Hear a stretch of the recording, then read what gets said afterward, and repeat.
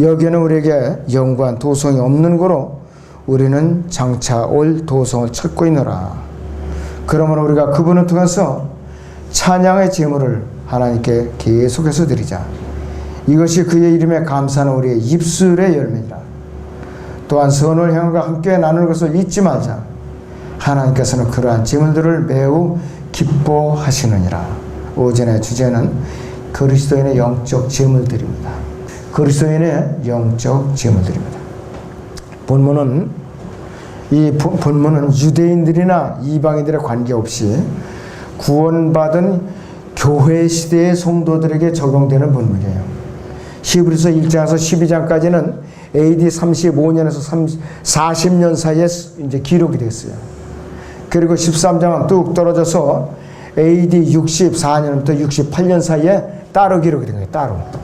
그럴 때는 문체가 1장에서 12장하고 13장하고는 완전히 달라요. 문체가. 13장은 다른 바울 서신하고 문체가 흡사하죠. 1장에서 12장까지 달라요. 완전히. 그 구약의 냄새가 한 번씩 풍기고. 자, 그래서 이 구약의 성막에서 섬기던 자들이 취할 수 없는 다른 영적인 재단을 갖다가 언급하고 있어요. 영적으로 볼 때는 예수님께서 십자가 못 박혀 돌아가신 골고다 갈보리 십자가 재단으로 우리가 보는 것이에요. 그리스도인들의 한 재단이에요.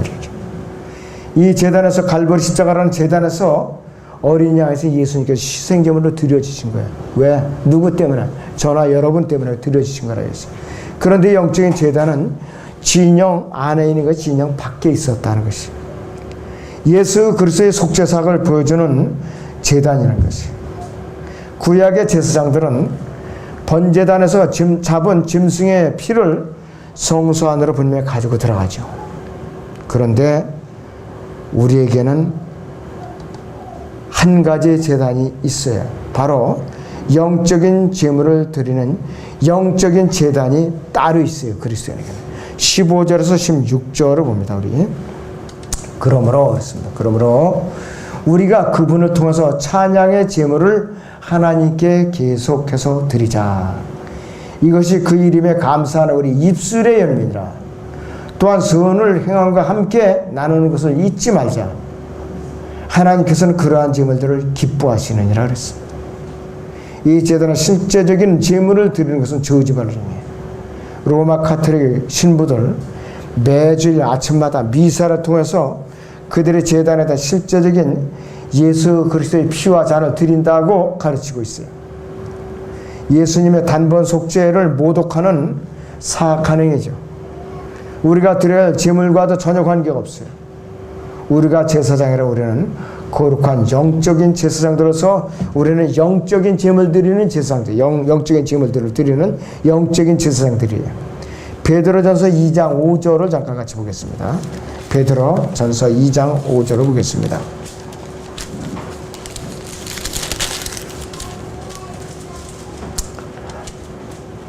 너희도 산 돌둘러서 그랬습니다. 너희도 산 돌둘러서 영적인 집으로 지어지고 예수 그리스도로 인하여 하나님께서 기뻐하실 영적인 제물들을 드리는 거룩한 제사장이 되느니라 그랬습니다. 이 시대의 영적인 제사장들이 누구냐? 거듭난 성도들이라 했어요. 왜? 거듭난 성도들은 그들 몸 안에 성령님께서 내주에 계시고 또 그들은 입술의 열매로 찬양을 드려 자격이 주어진 영적인 제사장들이기 때문에 가능하다 하겠어요. 영적인 제단의 실제적인 제물을 우리가 이 시대에는 드릴 수 없어요. 영적으로만 드려야 되는 것이. 히브리서 거기 3장 11절을 보세요. 이는 죄를 위한 대제사장의 성수에 그 피를 가지고 들어가는 것이에요.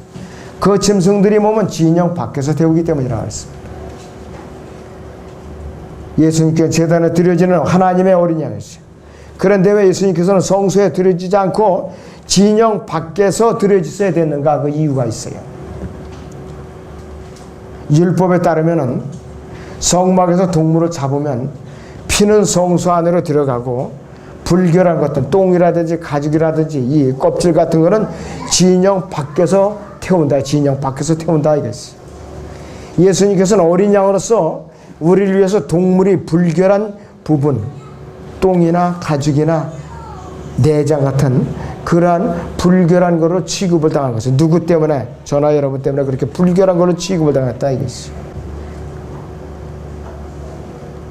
자, 그래서 예수님께서는 제단 위에 제물이나 유월절 양이 되시면서 동시에 갈보리 십자가에서 죽으심으로써 불결하고 거절을 당해버린 제물이 되신 것이요. 출애굽기 29장을 볼까요, 우리? 출애굽기 29장 10절에서 14절을 보면 구체적으로 나와 있습니다.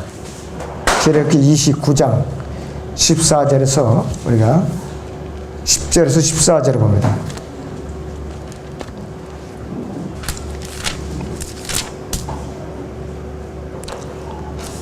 (29장 10절에서 14절) 보죠.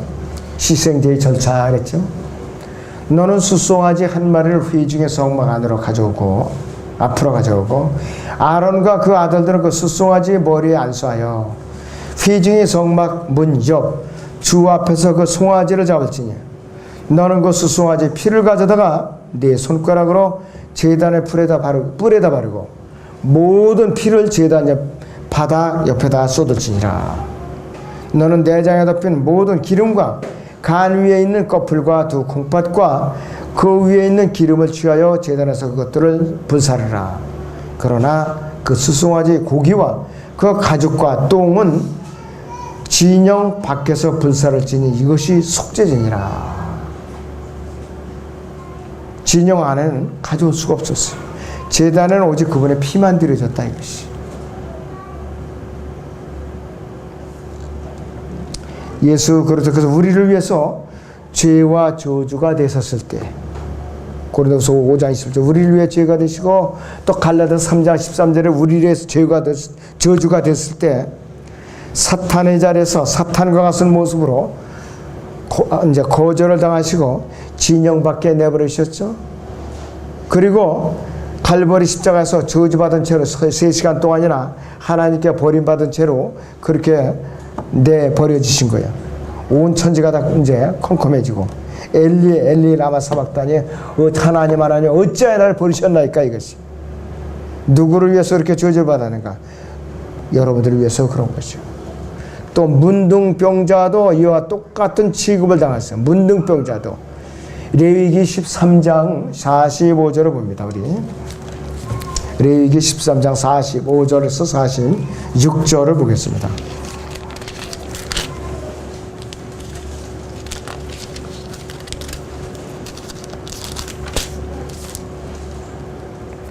역병에는 문둥병자는 자기 옷을 찢고 머리에 쓰는 것을 벗고 그의 윗입술에 덮개를 둘 것이요 불결하다고 부르질 것이니라. 그에게는 역병에는 모든 날 동안은 그가 더럽혀진 것이니 그는 불결하니라. 그는 혼자 살되 그의 초소는 진영 밖이니라 했습니다. 격리돼서 살았어요. 왜? 죄의 상징이다. 예수님께서도 문둥병자 취급을 당해서 진영 밖에다 버리셨으니까. 예수님께서 버림받은 사람들의 버림받을 뿐만 아니라 저주받은 사람들을 위해서도 저주를 받으신 분이에요. 저주를 받으신 분이라 이것이. 자, 그래서 굉장히 우리는 아주 예수님께서 왜 우리를 위해서 죽으셨는가 너무나도 우리는 충격이 큰 거였어요. 왜 그런 그분이 이렇게 저주를 받으셨는가 이것이. 여러분들 그 저주받는다는 것은 견딜 만한 것이 아니라 완전히 치명적이라. 이게 치명적. 너무나도 치명적인 일이에요. 그런데 여러분들 이 중세 암흑기에 예수님을 믿는다는 그 하나의 죄 때문에 수많은 사람들이 죽임을 당했어요. 자그마치 6천만 명이나 죽음을 당했죠. 6천만 명이나 죽임을 당했어요. 여러분들 그 사람들이 어떻게 죽임을 당했느냐 이것이. 아주 너무나도 끔찍한 죽임을 당했는데 요한계시록 2장 10절을 잠깐 보세요, 여러분.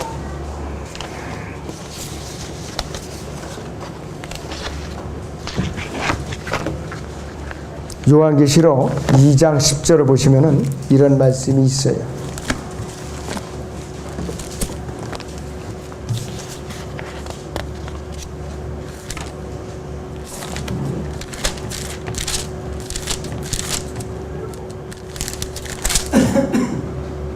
너는 고난받게 될 일들을 전혀 두려워하지 말라. 보라, 마귀가 너희 중 몇 사람을 감옥에 던져서 시련을 당하게 하리니 그러면 너희가 열흘 동안 환난을 받으리라. 죽기까지 신실하라.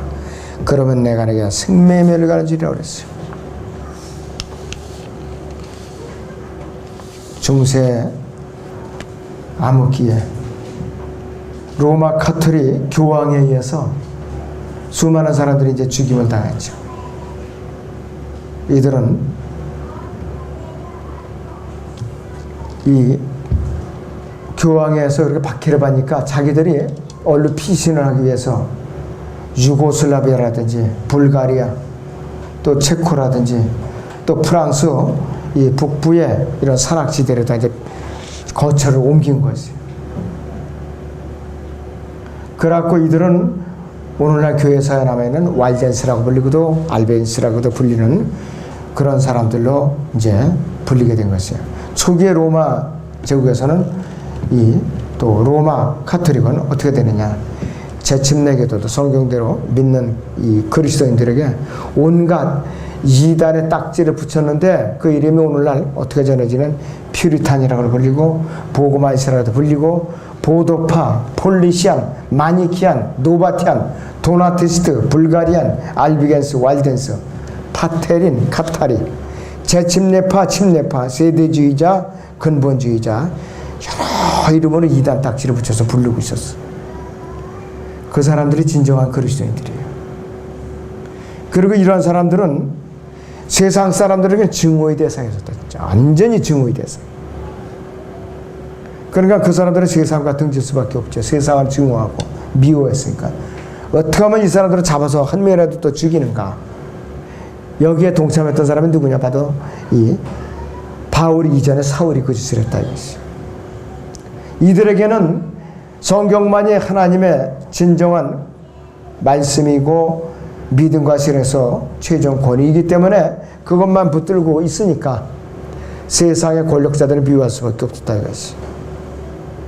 그러니까 마귀는 어떻게 해서든지 이 사람들을 세상 전부를 동원해갖고 죽이기에 바빴던 것이에요. 또 성경을 공격하고. 그렇기 때문에 그들은 어떻게 되느냐. 최종적인 공격 목표는 뭐냐. 물론 사람을 그리스도인들이 죽이는 것도 있지만은 성경을 공격해서 없애는 것이 목적이 있었다 이것이. 히브리서 본문 13장 14절을 보세요 여러분들. 히브리서 본문 13장에 14절을 보죠. 여기에는 그랬어요. 여기에는 우리에게 영관 도성이 없는 거로 그랬습니다. 우리는 장차 올 도성을 찾고 있노라 이렇게 말씀을 하고 있어요.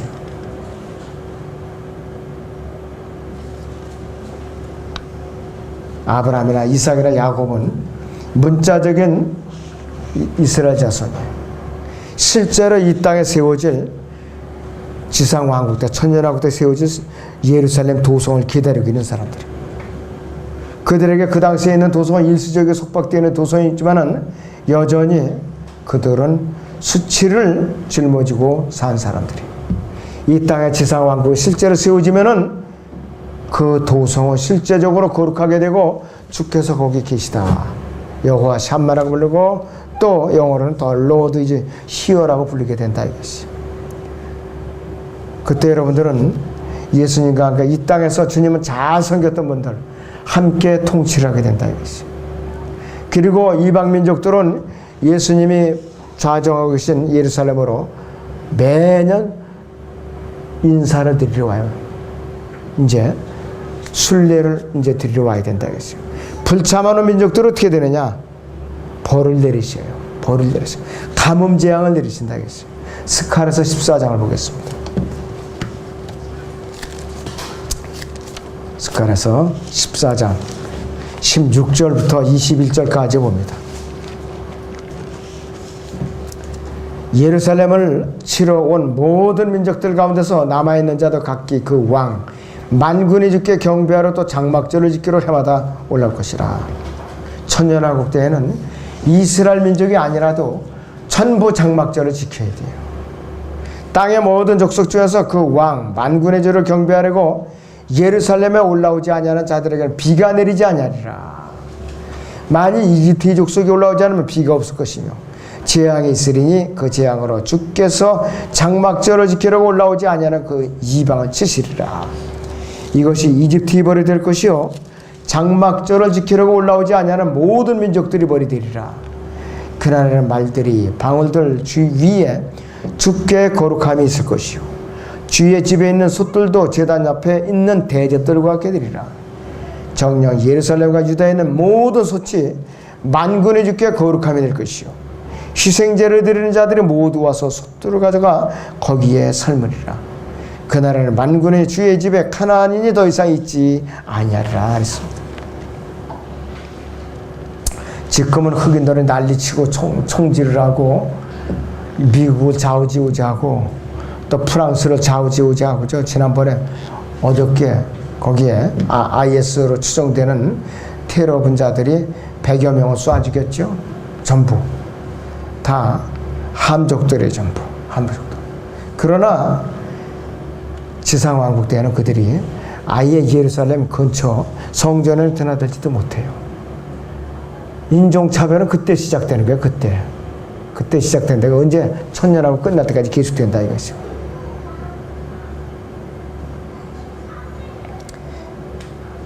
자, 그런데 이 땅에 영원한 도성을 갖지 않은 또 한 부류가 있어요. 어떤 부류인가? 바로 이 시대의 그리스도인들을 말하는 것이죠. 이 시대의 그리스도인들. 우리 그리스도인들의 영원한 도성은 어디에 있는가? 갈라디아서 4장 26절부터 봅니다. 갈라디아서 4장 26절에서 27절을 보죠.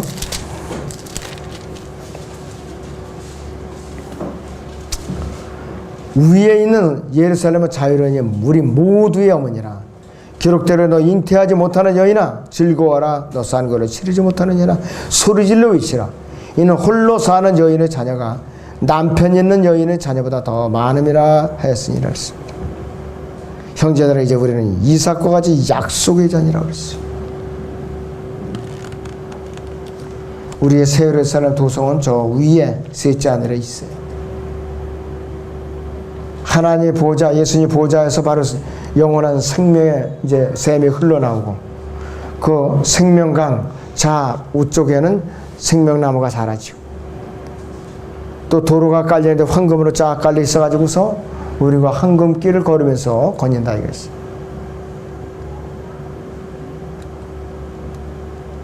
그럴 때는 우리는 이 지상에서 일시적인 고난을 이제 있어도 얼마든지 견뎌낼 수가 있어야 돼요. 이 새 예루살렘 도성을 지으신 분은 영원히 변치 않은 어제나 오늘나 영원토록 변치 않은 예수 그리스도라 이것이에요. 우리는 우리를 위한 예비한 그 도성에 대해서 어떠한 염려도 할 필요가 없어요. 왜? 이 땅에 있는 것은 무엇이든지 다 없어질 수 있고 불타버릴 수 있고 일시적이고 부패될 수 있고 도둑 맞아서 없어져 버릴 수가 있어요.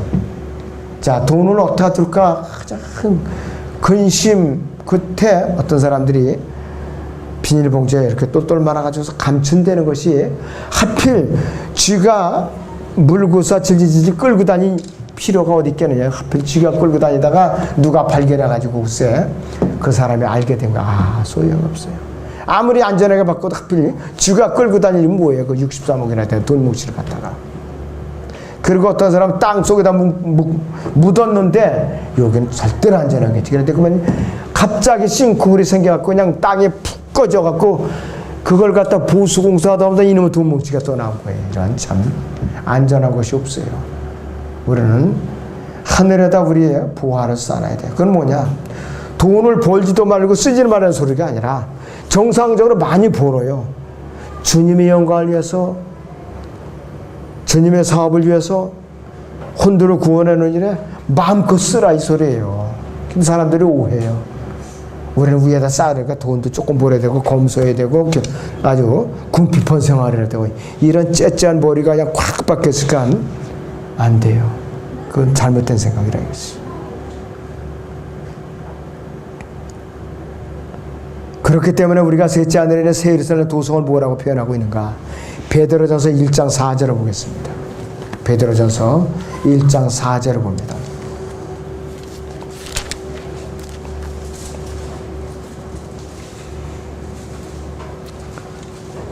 너희를 위해 하늘에 썩지 않고 더럽지 않고 쇠잔하지 않는 유업을 간직해 두셨으니 너희는 마지막 때에 나타나가 예배하시는 구원을 얻기 위하여 믿음으로 말미암아 하나님의 능력으로 보호받고 있느니라. 저는 여러분은 깨어지기 쉬운 질그릇이에요. 이 질그릇 안에 그 보물이신 예수님을 성령으로 모시고 살고 있기 때문에 우리는 걸어다니는 성전이에요. 이동하는 성전. 하루에도 비행기 타고요. 비행기에 들어와서 13시간 정도만 앉아있으면 토론토로 이제 이동하는 이제 성령님을 이제 모시는 보관소라 이것이요. 또 말씀의 보관소이고 그런 위대한 신분을 가졌다 이거 우리의 도성은 썩지도 않고 더럽지 않고 쇠잔하지 않은 유업이라 이것이. 예수님만이 불변하시는 분이에요. 그분께서 예배하신 도성만이 불변한 도성이라 이것이. 너무나 다 위대한 도성이 알 수가 없어요. 요한계시록 22장을 보죠 우리. 요한계시록 22장 21장부터 21장 1절에서 2절을 보겠습니다. 또 내가 새 하늘과 새 땅을 보니 처음 하늘과 처음 땅은 사라지고 바다도 더 이상 있지 아니하더라. 나 요한은 거룩한 도성 새 예루살렘이 하나님께로부터 하늘에서 내려오서 보았는데 마치 신부가 자기 남편을 위해 단장한 것 같이 예비되었더라 그랬습니다. 22장 1절에서 5절을 봅니다. 또 그가 나에게 하나님과 어린 양의 보좌에서 흘러나오는 수정처럼 맑은 생명수의 정결한 강을 보여주더라. 그 도성의 거리 한가운데와 그 강의 양편에는 생명나무가 있어 12가지 과실을 맺으며 달마다 과실을 내더라. 그리고 그 나무의 잎사귀들은 민족들을 치유하기 위한 것이더라. 다시는 저주가 없고 하나님과 어린 양의 보호자가 그 안에 있을 것이며 그의 종들이 그를 섬기리니 그들은 그의 얼굴을 볼 것이며 그의 이름이 그들이 이마에 있으리라. 거기에는 밤이 없겠고 그들에게는 촛불도 빛도 필요하지 아니하리니 이는 주 하나님께서 그들을 비추시기 때문이라. 그들이 영원 무궁토로 통치하리라. 그들이 영원 무궁토로 통치하리라. 어디를 통치하느냐 이게 도대체 어디를 통치하느냐 우리 영원 무궁토로. 에베소서 1장을 보겠습니다.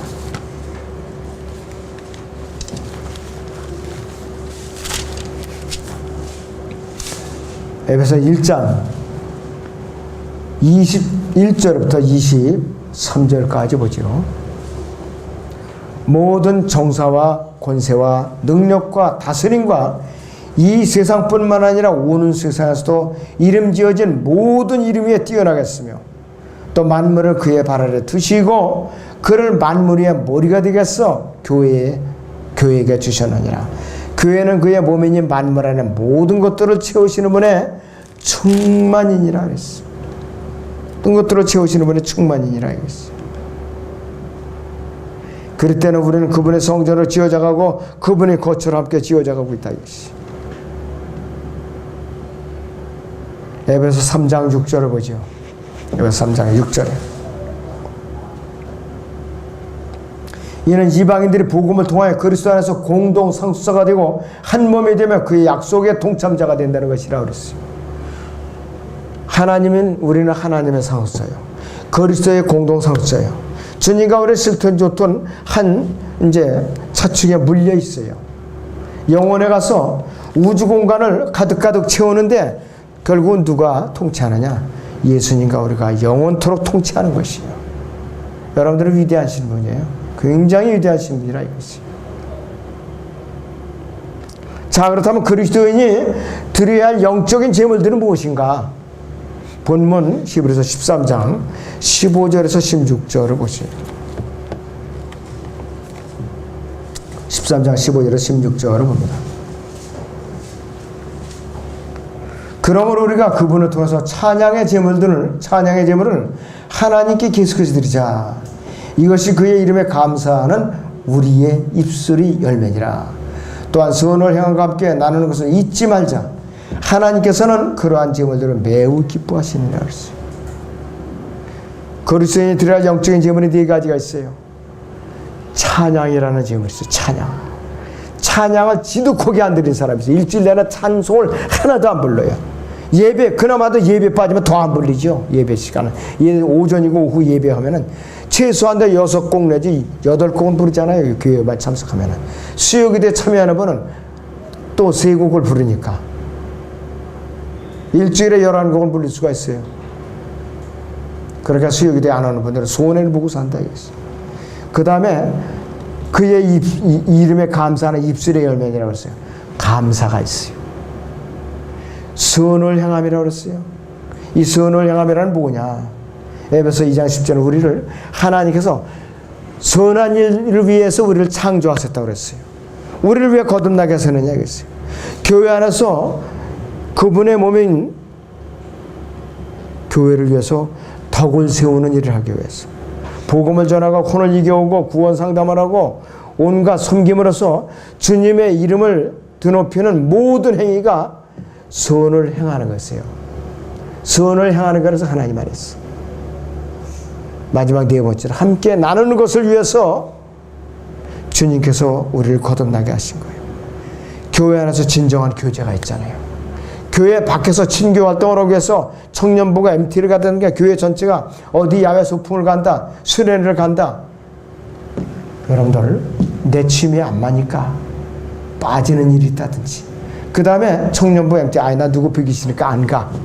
이런 째째한 짓을 한다든지 이거 하나님을 대적하는 행위에 성경적으로 하나님을 대적하는 행위라 이것이 함께 나누는 것은 뭐냐 음식도 나누지만은 진정한 교제예요 이것이. 다시 한번 강조하자면 찬양과 감사와 선을 행하는 것 그 다음에 교제 이것이 그리스도인의 영적인 제물들이라는 것은 이 시간 이후에는 여러분들 잊어버리면 안 돼요. 이것들을 부지런히 쌓을 때에 셋째 하늘에 우리의 금은 부화가 쌓이는 것이에요 여러분들. 이거 잊어버리면 안 돼요. 잊어버리면 안 됩니다 이거. 그리스도인에게 이러한 모든 제물들이 영적인 제물들이에요. 하나님께서 이러한 제물들을 기뻐하셔요. 갓 대학 졸업학교나 청년들이 무슨 돈이 있어 물질을 드리냐 이것이 그렇죠. 취직을 해드리죠. 그러나 최소한도 이 찬양과 감사와 선을 행하는 것 함께 나는 것은 돈이 당장 없어도 드릴 수 있는 것들이에요. 이거는 전부 다. 그런데 이것조차 소홀히 하더라 이거예요. 우습게 여기고. 하나님께서 이러한 제물들을 기뻐하시요 분명히. 그렇지만은 가톨릭 성당에서 매주마다 아침마다 드려지는 거 뭐냐? 마귀들이 식탁과 마귀들이 잔에 드려지는 피의 술제물이야 이것이 전부. 성체 성사. 하나님께 결코 기뻐하지 않은 거 증오하세요. 가톨릭 교황이 예수 그리스도의 십자가 사건은 철저한 실패한 사건이다. 이렇게 내뱉은 거 저주받을 행위라 이것이. 그의 이름에 감사하는 것은요. 데살로니가서 5장 18절에 있는 모든 일에 감사하라는 사도 바울의 명령과 일치하는 것이요. 우리는 건강이 좋을 때 사역의 활력부터 교회가 부흥의 기운을 타고 있을 때 현숙한 아내를 두었거나 순종하는 자녀들이나 재산이 풍족할 때 직장에서 승진하고 있거나 사회적으로 명성이 알려질 때 그때는 감사하기가 쉽지요. 그러나 평안하던 가정이 파괴되거나 교회가 분열되거나 회사에서 징계를 받아 강등이 됐거나 몸이 아프거나 이웃과 다툼으로 멀어졌거나 친구와 멀어졌거나 할 때는 쉽게 감사가 나오더냐? 쉽지 않아요. 여러분들은 욥을 생각해야 돼요. 욥을. 구약의 욥과 신약의 바울은 모든 고난을 끝까지 잘 견뎌냈던 사람들이에요. 결론을 내겠어요. 우리가 그리스도인이 되었다는 것. 우리가 그리스도인이 되었다는 것은 무슨 신호냐? 예수 그리스도와 함께 고난의 길에 동참하는 것을 동의한다는 뜻으로 내가 주님을 영접하는 거예요, 여러분들. 그거를 안 가르쳐줘요, 사람들은. 주님을 영접하게 하면서. 그러니까 반쪽 구원밖에 안 되는 거예요, 이것이. 당신 구원받았습니다. 이렇게만 얘기하고 주님을 영접하기 전에 주님을 영접하면 고난의 길에 동참합니다. 이거는 100명이면 90명 이상이 이 얘기를 안 해줘요. 분명히 얘기를 해줘야 돼요, 이것을. 그런데 얘기를 안 해주는 거예요. 골로새서 한 군절 더 보죠. 1장 24절에서 27절을 봅니다. 이제 내가 너희를 위해 받는 나의 고난들을 기뻐하고 또 그리스도가 고통받으신 이후에 있는 것을 그의 몸은 교회를 위하여 내 육신에 채우노라. 너희를 위하여 내게 주신 하나님의 경륜에 따라 하나님의 말씀을 이루게 하려고 내가 일꾼이 되었노라. 이 신은 여러 세대에 감추어졌다가 이제 그의 성도들이 나타났고 하나님께서 이들에게 이방인들 가운데서 이 신비의 영광의 풍요함이 어떠한지를 알고자 하시니 이 신비는 너희 안에 계신 그리스도시요 곧 영광의 소망이라 그랬습니다. 그래서 우리는 예수 그리스도의 증표를 갖고서 살아야 돼요. 암절에 여러분들이 안일하게 그저 시간이나 슬슬 보내는 그런 죄악된 생활을 하면 곤란하죠. 기도합니다.